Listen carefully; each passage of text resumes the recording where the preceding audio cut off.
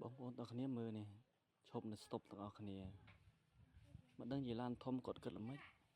អត់ឃើញម៉ូតូគេនៅពីមុខទីអីមើលបុកគ្នាទាំងស្រស់តែម្ដងឬមួយក៏ចុចតែទូរស័ព្ទយ៉ាងបាទអូខេបន្ទាប់ពីមើលវីដេអូនេះហើយតើបងប្អូនយល់យ៉ាងម៉េចដែរតើកំហុសមកពីអ្នកណាពីម៉ូតូឬក៏ពីឡានធំអូខេអញ្ចឹងសារវីដេអូនេះខ្ញុំគិតថាវាល្អហើយមានប្រយោជន៍ក៏ខ្ញុំយកមកបកស្រាយបន្ថែមថាអ្វីដែលយើងគួរតែប្រយ័ត្នប្រយែងជាពិសេសនៅពេលយើងជិះម៉ូតូធ្វើដំណើរនៅតាមផ្លូវជាក់ស្ដែងទៅសម្រាប់ឡានធំ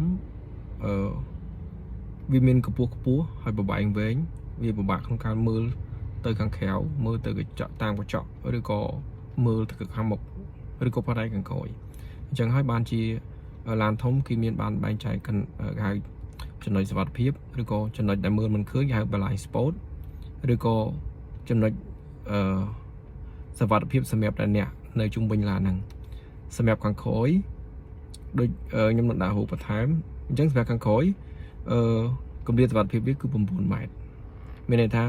ថយន្តក៏ដោយឬក៏ម៉ូតូក៏ដោយត្រូវតែនៅចម្ងាយ9ម៉ែត្រពីឡានខាងមុខឡានធំខាងមុខហ្នឹងសម្រាប់ខាងមុខគម្លាតសុវត្ថិភាពគឺ6ម៉ែត្រមានន័យថាពីមុខឡានមកដល់កន្លែងដែលយើងឈប់ចតហ្នឹងគឺ6ម៉ែត្រគម្លាតសុវត្ថិភាព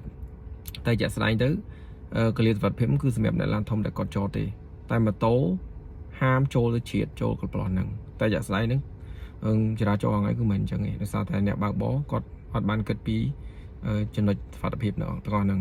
គាត់អត់បានគិតពីចំណុចល្ងិតនៃឡានធំទេតែពិតគ្នាមើលអត់ឃើញប្រហែលជាអាចមើលអត់ឃើញច្រើនជាងហើយសម្រាប់ខាងដូចនិយាយអញ្ចឹងនៅក្នុងរូបភាពហ្នឹងគេបានបង្ហាញហៅ zone ឬក៏តំបន់ដែលកញ្ចក់មើលឃើញនិងកញ្ចក់មើលមិនឃើញដែលកញ្ចក់មើលមិនឃើញនេះគេហៅថា blind spot ហ្នឹងអញ្ចឹងហើយសម្រាប់ឡានទៅនឿមួយចំនួនបានគេពពាក់ប្រព័ន្ធ blind spot system ហ្នឹងដើម្បីឲ្យអ្នកបើកបរគាត់អាចដឹងមើលទៅតាមកញ្ចក់ថាមានឡានមកឆ្លងកាត់ឬក៏ផងវ៉ាផងអីហើយអញ្ចឹងបើអ្នកទាំងអស់គ្នាអ្នកដែលប្រើប្រាស់ធ្វើដំណើរហ្នឹងគាត់អាចយល់ដឹងពីចំណុចសុវត្ថិភាព blind spot ទាំងអស់ហ្នឹងខ្ញុំគិតថាការចតឡានប្រហែលជាអត់សូវមានបញ្ហាទេជិះវាដូចនៅក្នុងវីដេអូហ្នឹងអញ្ចឹងពេលខ្លះប្រហែលជាអាចមិនមែនមកពីគាត់រវល់ចុចទូរស័ព្ទទេឬក៏មកពីគាត់អត់មើលទេគឺប្រហែលជាអាចមើលអត់ឃើញយើងមើលកម្ពស់ឡានកម្ពស់ហើយម៉ូតូនៅខាងមុខ